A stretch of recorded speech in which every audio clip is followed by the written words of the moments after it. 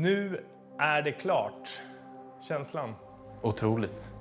Obeskrivligt. Det är någonting man alltid har drömt om. Att få spela för Arsenal och att man nu är klar och ska sätta igång. Det känns fantastiskt. Från lovande talang på en plan in till motorvägen i Stockholm till en superstjärna på en av världsfotbollens stora scener i norra London. VTV har följt och berättar nu om en fascinerande karriärsresa, om en av Sveriges mest spektakulära fotbollsflyttar och om Europas stora sommartransfer. Det här är Viktor Gyökeres Unmasked.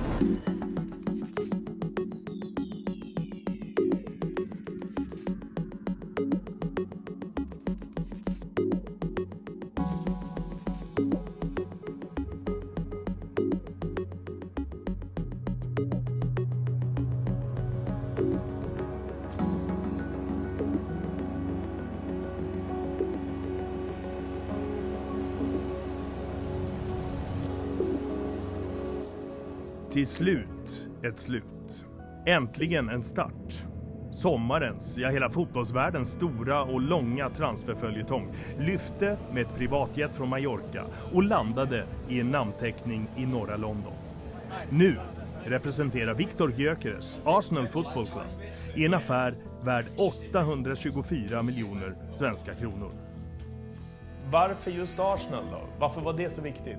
Jag tror det var för att jag fick höra ganska tidigt att de var intresserade och det är en klubb som jag alltid velat spela för. Och, ja, sen det är klart att man har pratat med dem inom klubben och de bitarna, men ja, sen dag ett så känns det som att det liksom har varit självklart och ja, hela min känsla i kroppen har sagt att det är hit jag vill och ja, det är därför jag har gått på. När du säger att det är en dröm, vad är det du ser framför dig?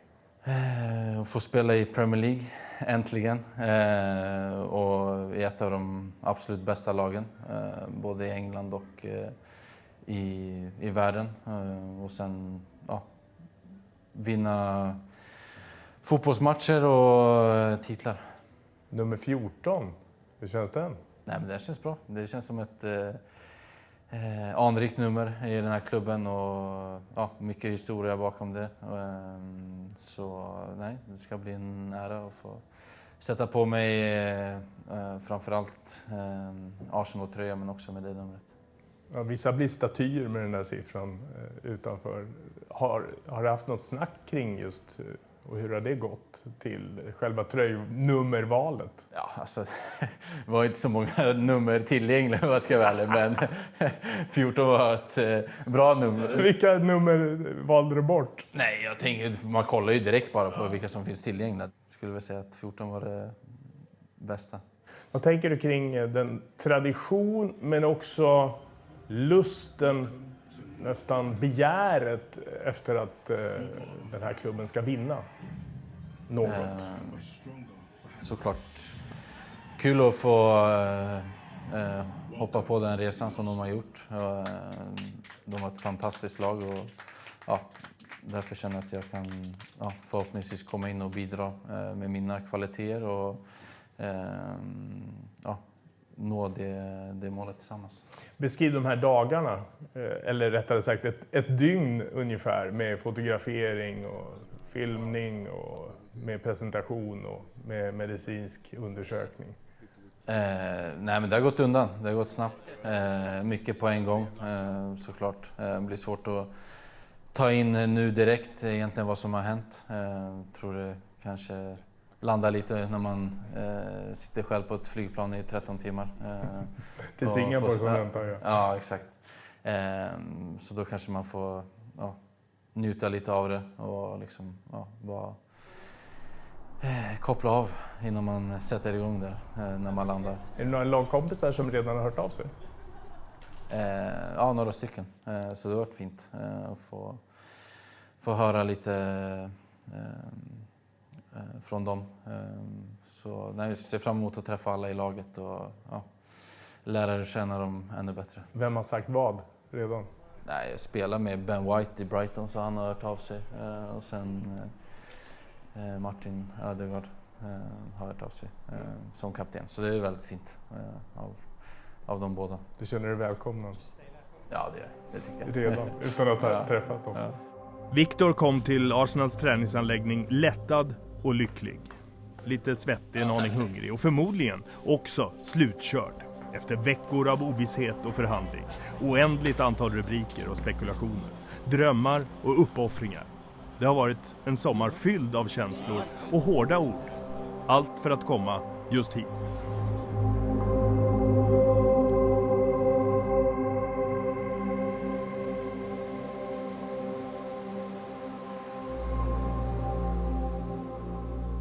Vilka var alternativen som fanns på bordet när du visste att du ville lämna sporten? Ja, det fanns lite alternativ. Ja, väldigt bra alternativ såklart. Så det är klart att man tänker kring vad för alternativ man har på bordet och sen får man ju ta ett beslut. Men för mig kändes det självklart från första sekund att det var det här jag ville. Så det var inget svårt beslut för mig. Så det blev aldrig någon förhandling som det skulle kunna ha blivit? Och jag har förstått att du har agenterna dina liksom avstått en del, uppoffrat en hel del pengar. Ja, det blev att vi alla behövde uppoffra lite för att ta oss hit. Det var ingen enkel väg, men det är väl det som krävs ibland tror jag, för att kunna ta sig till den absoluta. Hur har du mått under sommaren? För det har varit nästan 2 månader av rubriker och ovisshet. Och, i alla fall för oss utifrån. Det måste ha varit för dig också. Ja, nej, alltså det är klart att det har liksom varit upp och ner, men senaste månaden har varit väldigt jobbig. Det har varit mycket snack om vad som har hänt på sociala medier, men folk kanske inte har jättebra koll på vad som egentligen har skett. Det är väl så det ser ut idag och det är inte så att man tar åt sig med allting som skrivs, men det är klart att det har varit mest tufft mentalt och liksom, att leva i den ovissheten så länge har varit ganska krävande mentalt. Så det har varit tufft, men man blir väl tuffare av det också. Så det är väl... Har du varit rädd att det skulle falla? Att det inte skulle bli den här affären, den här övergången, den här drömmen? Ja, det är klart att man kanske har ifrågasatt det några gånger, men sen har man ju alltid trott på att det ska ske också. Så det har väl varit den balansgången de här veckorna som också gjort det ganska jobbigt, men då är det ändå skönare att man sitter här nu. I början av sommaren sa du ju att det är mycket som inte stämmer. Du skrev det själv på sociala medier. Är det någonting som du skulle vilja reda ut och räta ut här och nu? Nej, det är inget som jag vill gå ut med för att jag känner att jag är klar med den biten nu och det känns som att det är bättre att blicka framåt. I den här långa transferföljetongen, skulle du säga att det är bara Sportings fel att det blev som det blev, eller har du och ditt team någon del i det? Nej, det beror på hur man ser det, men jag tycker att som fotbollsspelare så strävar man alltid för att liksom ta sig, eller i alla fall i mitt fall, ta sig till den absoluta toppen, och jag kände att jag var redo för att ta nästa steg, och jag tror många i klubben också var inställda på det redan innan säsongen var över. Så jag kände inte att den viljan var något liksom konstigt, att den liksom kom nu i sommar. Så det tycker jag inte att det var någonting från vårat håll med den biten. Sen är det naturligt att mina agenter jobbar för mig och vill mitt bästa karriärsmässigt. Så det är väl där det har krockat lite, men det är väl en del av fotbollen, antar jag. Det här är en fotbollsflytt som har innehållit mer än de flesta. Rivna relationer och lämnad kärlek i Portugal. En spelare som har tackat nej till den dubbla lönen, gått ner i ersättning för att få till en flytt. Och en agent som har avstått sitt arvode för att få igenom affären. Hassan Setinkayes största svenska transfer blev också den mest komplexa. By far. Det har varit otroliga utmaningar med att få vissa personer att förstå vad Viktor ville och vad hans största önskan och dröm var. Och efter allt han har gjort för Sporting så hade man ju trott att det skulle finnas lite mer respekt för vart spelaren själv ville gå och inte vilken klubb som betalade bäst. Beskriv den här transfern. Den har varit segdragen. Det har varit rörigt, men just nu känns det helt fantastiskt. Faktiskt. Vi har ju läst om det där avtalet, det muntliga, Gentlemen's Agreement, med förra sportchefen Hugo Viana i Sporting. Har det varit ett sådant avtal? Ja, det har det ju. Men som sagt, jag vill inte liksom vara den som sitter och går in djupare i det. Men det är självklart att, ska jag säga så här, att hade Hugo Viana varit kvar i Sporting så hade den här affären gått att lösa på en timme, tror jag. Var det nära att det inte alls blev av för att det här inte var nedskrivet? Alltså, det var nedskrivet, men du hade varit tvungen att starta en juridisk process som inte det hade funnits tid med. Man hade förväntat sig, jag som är så nära Viktor, skit i agenter och andra klubbar, men att man inte har en större respekt för personen i fråga här. Dels efter det allt han har gjort för Sporting, och att man inte hade större respekt för hans vilja och hans drömmar efter de här 2 säsongerna och 3 titlar och alla mål. Det kommer jag aldrig förstå. Vems idé var att inte Viktor skulle dyka upp på träningen? Nej, det var ju Sportings idé. Det var ju de som gav man ledigt. Det har de ju sagt utåt sett också. Och det är också intressant då att när förhandlingarna fortgår, att man helt plötsligt mitt i ska kalla tillbaka honom. Missbedömde ni läget? Ja, med tanke på att man tror att människor är människor. Men rent juridiskt? Nej, det tycker jag inte. Det är nu när man har liksom, speciellt Hassan som har jobbat i den här branschen i så många år och haft så många avtal och handskakningar på saker och ting. Så självklart, den här branschen handlar ju också om att lita på varandra. Så att, ja. Beskriv uppoffringarna då, som krävdes för att få igenom dealen. Ja, men jag tror att det var det som var själva vändpunkten, och det var det som gjorde att affären gick igenom. Att Hassan till slut tog det beslutet att säga nej till så mycket pengar. Hur mycket pengar? Jag tror det var exakt 74 eller 75 miljoner i agentarvodet. Viktors valmöjligheter, vilka var det egentligen? Ja, alltså han hade bara ett val i sitt huvud, och det var Arsenal, och det är ju därför vi sitter där. Det låter inte som en bra förhandling. Nej, såklart. Och klubbens dröm i det här, eller vilja, är ju att agenterna i fråga ska starta ett budkrig och trissa upp priset och gå till högstbjudande. Men nu valde man att tänka på spelaren istället och vad han verkligen ville, och se till att lösa den affären. Försökte ni jabba upp med Real Madrid, fanns med någon gång och tackade nej, erbjöds dem. United här i England, såklart ett givet spekulationsalternativ. Ja. Juventus har funnits i rubrikerna. Nej, han har varit låst från dag ett. Men ni då? Arsenal som gäller. Nej, men alltså, sen frågar vi om råd. Vad tycker ni? Och jag vet att Hassan sa direkt från dag ett också, och även jag med, att det här läget som finns i Arsenal nu, hela världen vet att de behöver en nia. Och kolla den fotbollen de spelar, kolla vad de gjorde med Real Madrid i Champions League. Och få möjligheten att komma hit och vara den nian. När du har varit i England tidigare och varit i Brighton och Swansea och Coventry. För att göra den usvängen och komma tillbaka hit som Arsenals stora stjärna, den mest omtalade övergången, det här sommarfönstret, eller på många år. Ska jag säga nej till det? Ska vi sammanfatta det som att i det här fallet så vann sporten över pengarna? Ja, skulle jag säga. Och förhoppningsvis publiken också. Och supportrarna. Beskriv hur sommaren har varit med alla rubriker och situationen som han har funnits vid. För du har funnits väldigt nära både när det gäller personen och affären. Nej, det är klart att det har varit extremt utmanande. Att det har tagit sån tid och att det har pratat så mycket i media från deras sida. Det man glömmer här kanske är att Viktor inte sagt ett ord. Och Hassan har inte sagt ett ord heller kring den här affären. Så att det har varit självklart väldigt utmanande, men jag måste säga att oj vad han är stark mentalt, Viktor. Att han har klarat av att gå igenom det här. För att, jag kan bara tänka mig själv, se ditt ansikte i tidningen hela tiden, nya grejer som skrivs varje dag, men ändå hans fokus på att liksom, ja, men det här ska bara lösa sig. Men du som känner honom och varit väldigt mycket med honom nu under sommaren, under den här tiden, hur har han reagerat?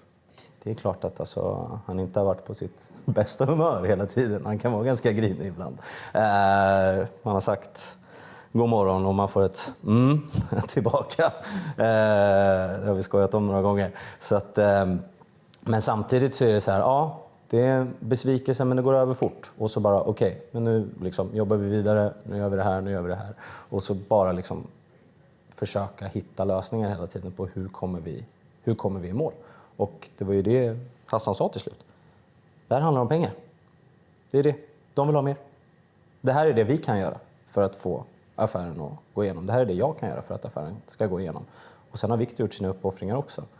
Men det känns ju så himla värt det när man sitter här nu. Hur har från HCMs sida karriärsplaneringen sett ut? Victor var i England, i Coventry och i lite andra klubbar här, men det var där han tog avstamp. Inte till Premier League. Nej. Med Coventry eller någon annan klubb som ju fanns på listan då. Ja. Utan via Portugal. Vad var tanken? Ja, och det kan man ju faktiskt säga nu. Tanken var ju att vi skulle sitta just i den här sitsen. Jag tror att det var 7 eller 8 Premier League-klubbar som ville ha Victor. Och jag kommer ihåg i den dialogen också att Coventry, vad håller ni på med? Vad ska han till Portugal att göra? Och även Victor själv från början också. Han litar ju på Hassans omdöme. Men också så här, var väldigt ifrågasättande. Vad är tanken med det här?